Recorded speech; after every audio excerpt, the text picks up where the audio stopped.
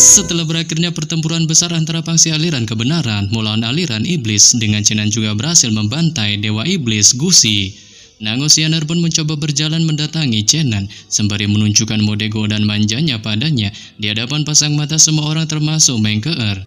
Tapi di sini Chenan pun yang melihatnya menunjukkan sedikit keberatannya, mengingat ia merasa tindakan godaan dari Nango Xianer ini sama saja mengungkapkan persekutuan mereka di hadapan semua orang terutama Meng Keer. Dikarenakan sebelumnya mereka telah sepakat akan bekerja sama secara rahasia di masa depan untuk menghadapi para musuh tanpa sedikit pun diketahui oleh pihak lain, sehingga dengan demikian ia pun menanyakan pada Nango Xianer mengenai dirinya, mengapa kali ini membocorkan kerjasama mereka di hadapan semua orang. Saat Nango Xianer pun hanya menunjukkan senyum aduhainya sembari menyebutkan bahwa hal itu dilakukan agar mereka bisa bekerja sama dengan cara yang adil dan jujur di masa depan tanpa saling berkhianat, menyebabkan Chenan pun yang mendengarnya tak kuasanya bisa menggelengkan kepalanya tak berdaya. Dengan kali ini akhirnya mengerti bahwa Nango Xianer memang ingin mengklarifikasi hubungan di antara mereka di depan Meng Keer agar pihak lain menunjukkan kemunduran untuk menghasutnya. Bahkan pada saat ini Chenan juga bisa melihat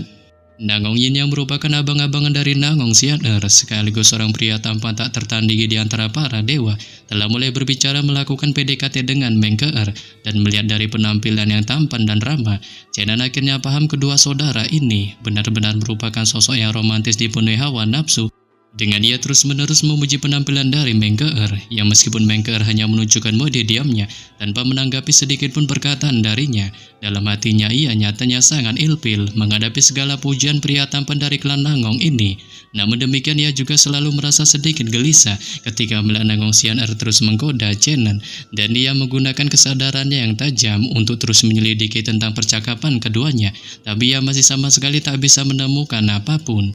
Oleh karenanya setelah cukup lama menggoda Chenan, Nango Xianer pun pada akhirnya memutuskan untuk mengajak Nango Yin pergi, dan tepat ketika mereka akan pergi, Nango Xianer pun tak lupa menoleh ke belakang kepada Chenan serta menyuruhnya untuk menjaga dirinya dengan baik, maupun juga harus mengingatnya setiap hari jika ia merasa kangen merindukan akan sosoknya. Saat ini pun Chenan yang mendengarnya menunjukkan mode bengongnya dengan tak berharap wanita aduhai itu selalu melontarkan godaan manjanya padanya. Tapi lain halnya dengan Meng Keer, ia pun yang melihat sosok Chenan hanya bisa menatapnya secara bingung dari kejauhan, sebab ia tahu penampilan Chenan dalam pertempuran besar ini terlalu tak terduga baginya, memungkinkannya kali ini akan memutuskan untuk tak bertindak gegabah sebelum mengetahui identitas sebenarnya, hingga dapat dikatakan bahwa penampilan yang tak terkalahkan kali ini nyatanya telah menambah keuntungan yang cukup besar baginya. Dan singkat cerita 3 hari pun berlalu ketika sang surya pagi menyinari langit. Hebohan di alun-alun pusat ibu kota pun belum mereda hingga sekarang, dan jalanan masih membicarakan tentang sosok Chenan dengan reputasinya yang tak terkalahkan di kalangan generasi muda di benua timur telah menyebar dan telah melegenda di seluruh penjuru dunia. Tentu saja Chenan paling tahu apakah rekan-rekannya tak terkalahkan, serta ia merasa bahwa dirinya jelas bukan orang pertama sekarang, mengingat kekuatan setiap penerus tanah suci tak dapat diremehkan, sebab tingkat kekuatannya terbilang sangat luar binasa. Ia bahkan jalan Raja Iblis Langit belum mencapai banyak hal, dan ia merasa jika dirinya sepenuhnya menguasai kekuatan ruang yang berbeda, kemungkinan besar tak akan ada yang bisa menjadi musuhnya. Terlebih lagi ada kekuatan mengerikan yang tersegel di tubuh Meng Keer, dan jika suatu hari ia dapat melepaskan segel itu dengan aman, sungguh sulit untuk membayangkan betapa kuatnya dirinya, apalagi ia bahkan tak bisa membayangkan urusan jangka panjang maupun keturunan dari sejumlah tempat suci dan kuno lain yang belum pernah ia tangani sebelumnya. Sebab para master legendaris yang tak terkalahkan bertarung memperebutkan istana kerajaan Chu, dan para malaikat jatuh melontarkan sejumlah teriakannya di alun-alun pusat kerajaan Chu. Dengan dampak dari dua peristiwa besar itu sangat besar, mengingat banyak praktisi berkeliaran di sekitar kerajaan Chu menolak untuk pergi, dan mereka ingin menyaksikan kelanjutannya. Namun kerajaan Chu telah tenang selama beberapa hari berturut-turut serta tak ada hal lain yang terjadi, sehingga dengan cara ini para praktisi itu secara bertahap memilih meninggalkan kerajaan Chu dan bergegas ke Gunung Pengdu yang notabene tempat pertemuan berikutnya guna berpartisipasi dalam upacara pembukaan Akademi Mayat, sebab mereka percaya bahwa akan ada peristiwa besar saat itu, dan jika sejumlah mayat yang telah menghancurkan lebih dari 1000 tahun tak memiliki kekuatan yang luar binasa, mereka tak akan pernah kembali dengan begitu menonjol, memungkinkan mereka telah menemukan peninggalan kuno yang sebanding dengan 3 mayat kuno tak terkalahkan dalam legenda. Oleh karenanya mengetahui hal ini, Chenan pun memutuskan untuk pergi keluar dari wilayah kerajaan. Akan tetapi tepat ketika ia hendak meninggalkan ibu kota Chu, monster tua pun mengirim seseorang untuk mengundangnya ke istana. Dengan ketika sampai di sana, monster tua pun memuji kehebatan Chenan yang dapat mengalahkan Gusi dalam pertempuran besar di kota Niang yang sebelumnya. Saat ia menyadari bahwa dirinya tak bisa memahami tentang dirinya sebenarnya, dan ia menyuruhnya untuk tak menunjukkan mode gugupnya, sebab ia merasa setiap orang memiliki rahasianya masing-masing, dan dirinya tak akan memaksa Chenan untuk mengatakan sesuatu yang tak ingin dikatakannya. Sehingga dengan demikian, beliau pun menanyakan pada Chenan mengenai gerangan hal apa yang akan dilakukannya selanjutnya.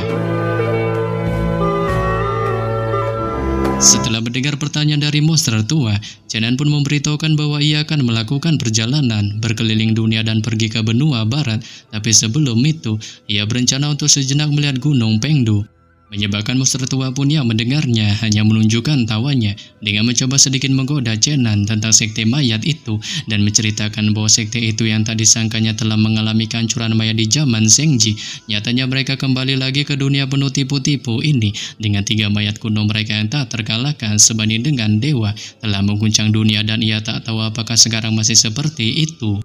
Yang hal ini pun lantas membuat Chenan mendengarnya menunjukkan sedikit ketertarikannya, sebab ia sangat menyadari tempat mengerikan dari paksi mayat dan tak banyak tahu tentang identitas paksi ini. Tapi sekarang ia nyatanya sudah dibenci oleh paksi itu, memungkinkannya harus menanyakan segala macam kebenaran dan fakta kepada si monster tua agar dapat mengantisipasi mereka jika membuat konflik dengannya di masa depan. Sehingga dengan demikian, ia pun menanyakan pada monster tua mengenai dirinya, yang apakah harus menggunakan benda yang disebut sebagai darah dewa jika ingin menghancurkan para mayat kuno dari paksi mayat. Sang monster tua pun yang mendengarnya membenarkannya dan juga memberitahukan pada Chenan tentang dirinya yang nyatanya sangat beruntung, sebab dari kemampuan pengamatannya melihat sekujur tubuhnya, ia ternyata sebenarnya merupakan keturunan dari ras dewa kuno. Mengingat banyak orang yang telah mencapai tingkat dewa dari zaman kuno hingga sekarang, apalagi keturunan mereka,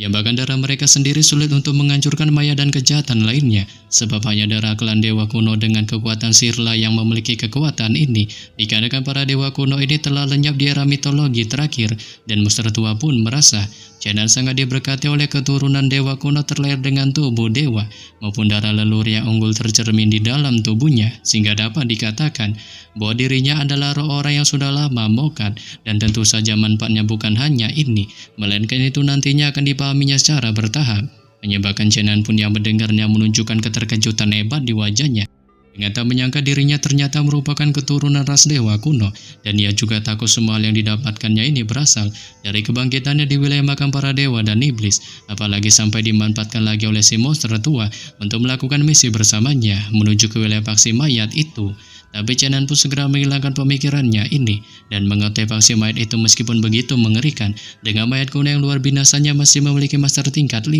menanyakan pada monster tua mengenai gerangan berapa banyakkah mayat yang ada di dalam paksi mayat itu. Saat monster tua pun memberitahukan bahwa para mayat itu terbilang banyak di sana, tapi nyatanya yang paling terkenal adalah 3 mayat kuno mengerikan yang tak terkalahkan dalam legenda, dan ia merasa khawatir hanya sedikit orang di seluruh dunia kultivasi yang berani memprovokasi paksi ini. Karena ketiga mayat kuno itu sama sekali tak bisa dihancurkan oleh manusia, dan kemungkinan mereka sudah memiliki energi spiritualitas. Dengan misteri kehidupan itu misterius dan tak dapat diprediksi, memungkinkan tak ada siapapun yang benar-benar dapat memahami apa yang ada di dalamnya, sebab ia telah membaca buku pegangan para senior, dan dikatakan bahwa beberapa kebenaran yang kuat dapat menghasilkan spiritualitas maupun generasi kesadaran, serta hanya jenius yang tahu bahwa ini adalah hal baru, dengan kehidupan adalah kelanjutan dari kehidupan pendahulu mayat. Terlebih lagi para mayat aneh seperti itu pasti dulunya adalah para praktisi abadi sebelum mereka mokat, dan mereka harus melalui ritual pengorbanan terus-menerus dengan rahasia mayat sebelum mereka secara bertahap berhasil, sebab di masa lalu yang jauh, pasukan mayat memiliki kekebalan di dalam tubuhnya. Dengan Raja Mayat secara bertahap mengembangkan spiritualitasnya, dan akhirnya ia sepenuhnya menjadi otonom serta membangun kembali dirinya menjadi seorang dewa. Yang bahkan paksi ini memang sangat menarik, dan ada banyak cara bagi orang biasa untuk menerimanya. Dengan konon katanya paksi ini memiliki metode rahasia yang sangat jahat, yang berupaya menyatukan manusia dan mayat, tapi nyatanya masih sangat sedikit bagi orang yang bisa mempraktikannya.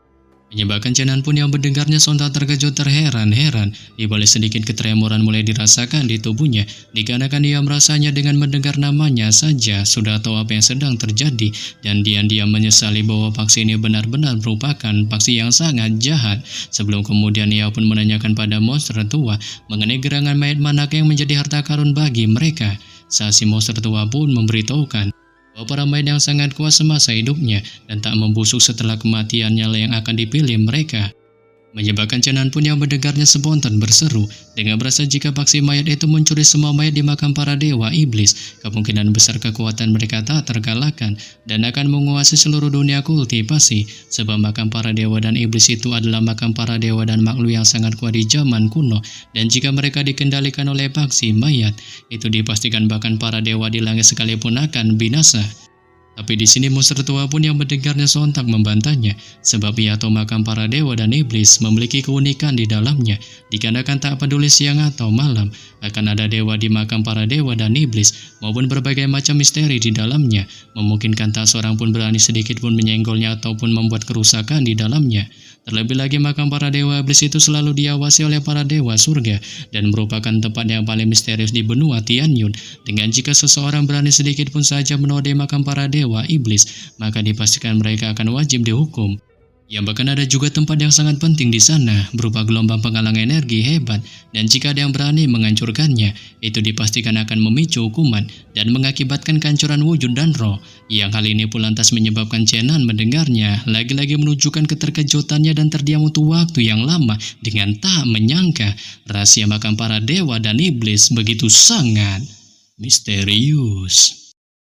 Saat bunga-bunga serta hujan muncul di sekelilingnya, maupun kristal serta kelopak yang tak terhitung jumlahnya berkibar di langit, dan pedang terbang yang berkilauan dalam cahaya dingin menyerupai tenda pelangi, tergantung di atas kepalanya, diselimuti kabut warna-warni yang bergulung di atasnya terus mengalir, memantulkan ribuan gelombang sinar cahaya putih tampak membuatnya seperti halnya seorang peri agung. Sehingga ketika gelombang demi gelombang sinar cahaya putih memancar dari tubuhnya menyebar bagai gelombang air yang lembut, itu pun akhirnya dengan cepat menenangkan gelombang kekuatan mengerikan yang dimunculkan oleh Raja Iblis kecil Siang Tian. Namun melihat gelombang kekuatan mengerikan Dewa Iblisnya ditahan Mengkeer, Siang Tian pun tak menghentikan sedikit pun serangannya dan melesatkan serangan keduanya, berupa gelombang kekuatan iblis besar yang belum pernah terjadi sebelumnya menggulungnya, serta menyerbu Mengkeer dengan ganas, menyebabkan Mengkeer pun yang melihatnya juga melesatkan serangan pedang terkuat di tangannya. Dengan ketika kedua serangan itu saling beradu, itu pun segera menghasilkan pancaran ledakan dahsyat, menghancurkan puing-puing batu di sekitarnya, dan Siang Tian tampak menderita kerugian besar akibat hantaman kedua serangan ini, berbanding terbalik dengan Mengkeer yang hanya mengalami sedikit luka. Sehingga Buannya pun segera memanfaatkan kesempatan ini dengan memunculkan formasi kelopak teratai Giok yang langsung menjebak Siang Tian di tengahnya. Tapi ketika terjebak di dalam formasi kelopak teratai Giok, Siang Tian pun tiba-tiba melontarkan teriakan kerasnya, memunculkan sepasang sayap Giok berkilau di bahunya, yang dengan cepat membawanya ke langit dan segera melepaskan diri dari ikatan formasi kelopak teratai Giok, menyebabkan Mengkeer pun yang melihatnya sontak menunjukkan keterkejutan hebat di wajahnya. Dikarenakan dia mengetahui sayap Giok yang dimunculkan Siang Tian merupakan benda yang sangat legendaris dari aliran pengacau langit disebut sebagai sayap Dewa Iblis. Ya, bahkan legenda pernah mengatakan bahwa ribuan tahun yang lalu, satu generasi Raja Iblis di Heng Tian Dao menderita kekalahan telak dari para peri tanah suci Dantai, dan mereka mengira bahwa alasan kekalahan itu adalah karena Akademi Dantai memiliki panggung teratai Giok paling berharga di langit, dan tak ada senjata ajaib yang sesuai di langit, sehingga untuk melawan tanah suci Dantai dan mendapatkan keuntungan dalam pertempuran di masa depan, generasi Raja Iblis memerintahkan para muridnya agar mengerahkan upaya terbaik mereka untuk menemukan senjata ajaib yang cocok dalam kemampuan terbang. Terlebih lagi iblis besar dari generasi itu dapat digambarkan sebagai orang yang sangat gila, dan banyak harta legendaris telah menjadi target yang dicarinya terus-menerus di tempat-tempat legendaris. Tapi semasa hidupnya, ia nyatanya tak mendapatkan hasil sedikit pun, dan ketika generasi iblis berikutnya tak mencapai ranah terbang melalui kultivasi diri untuk penerbangan kekaisaran, mereka terus mencari senjata ajaib terbang di langit seperti iblis besar. Sampai pada akhirnya, seorang murid menyarankan bahwa daripada mencari makhluk halus, akan lebih baik meminta beberapa guru terkenal untuk membantunya. Tapi demikian ini tampaknya tak mudah untuk dibicarakan, dikarenakan prajurit berbeda dari biksu, dan keduanya memiliki sifat yang berbeda, serta jika ingin mengorbankan harta yang cocok, untuk prajurit terbang itu tampaknya sungguh sulit. Namun pada akhirnya, selama ribuan tahun, mereka pun berusaha sekuat tenaga untuk melarutkan hukum tausir dalam tungku guna membuat sayap dewa iblis. Dengan pasangan dewa dan sayap iblis dinominasi oleh para guru atau di wilayah timur, saat mereka mengukir sepotong batu giok alam menjadi sepasang sayap, lalu menggambarkan susunan tau yang tak berujung di sayap tersebut, sebelum kemudian dengan bantuan pengendalian diri penyihir barat, ia mengukir susunan ruang angkasa ke dalamnya dan melakukan pengorbanan berulang kali. Namun pada tahap akhir pengembangan sayap iblis dewa ini, pria tahu itu pun yang merasa pede bahwa ia semakin dekat dalam pembuatan si sayap, memilih menghentikan tugas yang belum selesai di tangannya dan bergegas pergi mencari tempat untuk melakukan uji coba penerbangan, sehingga itu pun mengakibatkannya berakhir pada kegagalan. Ya meskipun ia juga salah satu orang yang mengorbankan harta karun ini, bagaimanapun juga ia sebagian besar dilengkapi dengan metode kendali wilayah timur, serta pada akhirnya dirinya tak dapat menyempurnakan senjata ajaib ini sama sekali. Dan setelah itu, ketika Hun Tiandao meminta kultivatornya agar menjadi yang terbaik untuk berkembang, tak seorang pun dapat memahami metode pembentukan kuno yang tergambar pada sayap dewa iblis, dan tak seorang pun dapat mengambil alih. Dengan harta karun suci ini hanyalah produk setengah jadi. Ya meskipun berhasil, tapi nyatanya nama sayap dewa iblisnya sampai saat ini masih diketahui semua pihak. Setelah memikirkan hal ini, Mengger pun akhirnya menyadari perasaan tersembunyi itu, dan kini merasa tak heran lagi melihat Xiantian di langit ternyata dilengkapi dengan sayap dewa iblis dan iblis yang lengkap. Tapi ia pun juga merasakan sedikit rasa khawatirnya, dikarenakan kemunculan sayap dewa iblis ini juga menjadi kabar buruk bagi tanah suci dan Tainya, memungkinkan pertempuran antara kedua paksi akan semakin sengit di masa depan. Dengan pertempuran keduanya telah ditulis dan mencapai kesepakatan antara generasi tua maupun generasi muda untuk tak ikut campur, serta alasan mengapa tanah suci Dantai dan aliran pengacau langit benar-benar masih saling membenci adalah karena alasan peristiwa di masa lalu. Dengan permusuhan keduanya telah berlangsung ribuan tahun dan kemungkinan besar sulit untuk didamaikan. Namun ketika Mengger masih memikirkan hal ini, Xiantian pun tiba-tiba menunjukkan mukanya, dan dengan sepasang sayap dewa iblis di punggungnya, ia pun melesat ke arah Mengger, meluncurkan serangan badas tombak Pangtian di tangannya. Yang hal ini pun lantas membuat Mengger melihatnya sontak menunjukkan kewaspadaannya, serta ia tak berani gegabah saat ini, dikarenakan musuh di depannya ini adalah saingan terkuatnya sejak awal buahku hantam, dan hanya memilih untuk mengendalikan Kleopatra gioknya yang terbatas, sebelum kemudian dengan cepat melesatkannya ke arah serangan tombak dari Xiantian, sehingga ketika kedua serangan ini saling menghantam, itu pun lantas mengakibatkan ledakan dahsyat segera terdengar di langit, yang bahkan suara ledakan keras ini tentu saja mengganggu banyak praktisi di kota Nianyang saat mereka terus berbondong-bondong ke TKP buahku hantam. Dan ketika melihat dua kelompok cahaya dan bayangan di langit, mereka semua pun tak kuasa sontak terbelalak keheranan menemukan keduanya merupakan dua praktisi bela diri dari wilayah timur, terutama mengenali sosok Mengger ketika melihat panggung teratai giok di bawah kakinya, yang bahkan beberapa pria tua lainnya juga tampak terkejut melihat sayap dewa iblis yang legendaris di bahu Xiantian. Saat mereka segera mengamati secara fokus sayap dewa iblis legendaris ini, dan untuk sementara waktu, Xiantian menjadi pusat gibahan semua orang di kota Nianyang. Dan mereka merasa khawatir ini adalah pertempuran pertama antara tempat aliran suci Dantai dan aliran iblis. Ya meskipun mereka merasa bingung harus memilih sosok yang mana, mereka nyatanya jelas masih berpihak kepada Mengger, dikarenakan reputasi Akademi Dantai terkesan sangat baik, dan perbuatan baik Mengger di kota Jiu telah membius pikiran mereka, serta telah menjadikannya sebagai peri di mata dunia yang penuh tipu-tipu ini. Namun menyadari bahwa semakin banyak orang yang menyaksikan pertempuran mereka di bawah, Mengger dan Xiantian pun yang tampak enggan memamerkan berbagai kekuatan OP mereka selama melakukan buahku hantam, memutuskan untuk melesat terbang bersama keluar dari wilayah kota Nianyang dan memilih untuk mengkanjutkan buahku hantam di dalam wilayah hutan. Dengan ketika memasuki wilayah hutan, Xiantian pun yang kali ini memegang tombak panjang di tangannya terus mengejar di belakang Mengger, dan keduanya terbang keluar dari tanah belasan mil di belakang. Tapi setelah terbang ke hutan pegunungan yang lebat, Mengger pun tiba-tiba mengerahkan panggung teratai gioknya, bergegas turun menghilang secepat juri ke wilayah kedalaman hutan, menyebabkan Xiantian pun yang melihatnya bergegas mengikuti di belakang. Tapi pada saat ini ketika ia terus mengikuti, Tiba-tiba ribuan anak panah yang tak terhitung jumlahnya tanpa diduga melesat ke arahnya. Namun Siang Tian pun dengan cepat menggoyangkan tombak Peng Tian di tangannya untuk menangkis semua serangan ribuan anak panah itu, sehingga membuatnya pun sekarang akhirnya tahu dirinya kali ini sedang dalam penyergapan di hutan, dengan bahkan Mengker secara sengaja telah menyembunyikan sekelompok orang di sini untuk menyergapnya. Dan sementara Mengker serta Siang Tian masih berkutat melakukan pertarungan di kedalaman wilayah hutan.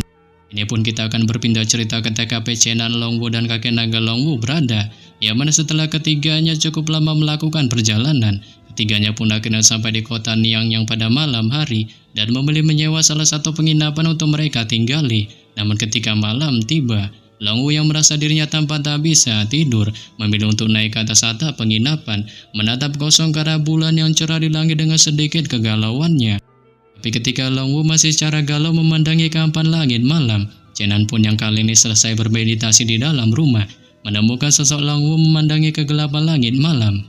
Memutuskan untuk berjalan ke sisinya dan menyarankannya untuk bergegas masuk ke dalam rumah, hingga di luar sangatlah dingin, memungkinkan dengan suasana hatinya yang kali ini sedang buruk. Dipastikan itu akan membuatnya lebih rentan masuk angin. Longwu pun yang mendengarnya segera menolaknya. Didasari atas dirinya yang ingin menghirup udara luar sejenak, guna menghilangkan kegundahan di lubuk hatinya. Menyebabkan Chenan pun yang mendengarnya memilih untuk mengikuti kemauannya dan memutuskan untuk menemaninya dengan duduk tak jauh dari Longwu menatap bulan di langit malam. Yang kali ini pun lantas buat Longwu secara haru hanya menatapnya dan mengucapkan rasa terima kasihnya padanya karena telah tinggal bersamanya serta menemaninya, dikarenakan ia merasa jika tak ada yang menemaninya di sepanjang jalan, kemungkinan dirinya telah memilih untuk menemani Qianlong. Sebelum kemudian ia pun mulai menceritakan semua isi hatinya pada Chenan, menyebabkan Chenan pun hanya mendengarkannya dengan tenang, tanpa berani menyela sedikit pun dikarenakan ia tahu bahwa jika Longwu mencurahkan semua kata di hatinya, kemungkinan hatinya akan jauh lebih baik. Yang bahkan dia mendapati kisah Longwu tak semenarik kisah cinta klasik yang legendaris, melainkan hanya perasaan yang berkembang setelah beberapa kali pertemuan dan Qianlong telah pergi selamanya. Tapi Longwu masih begitu tergila-gila padanya, sehingga saat ini ia hanya bisa menangis dan berputar-putar, membicarakan potongan-potongan kecil di antara keduanya dengan gambaran hangat masa lalu seolah terpampang di hadapan mereka. Namun ketika Chenan masih memikirkan hal ini, Longwu pun memberitahukan bahwa dirinya dan Qianlong ternyata adalah saudara, sebab ketika berusia 17 tahun, dirinya dikirim bersama kakaknya bernama Long Pei untuk belajar seni, serta akhirnya bertemu dengan Qianlong, sehingga saat itu ia tak dapat melepaskan diri darinya. Menyebabkan Chenan pun yang mendengarnya sontak tercengang, dengan ia pada akhirnya tak menyangka kisah pertemuan Longwu dan Qianlong begitu sangat mengharukan.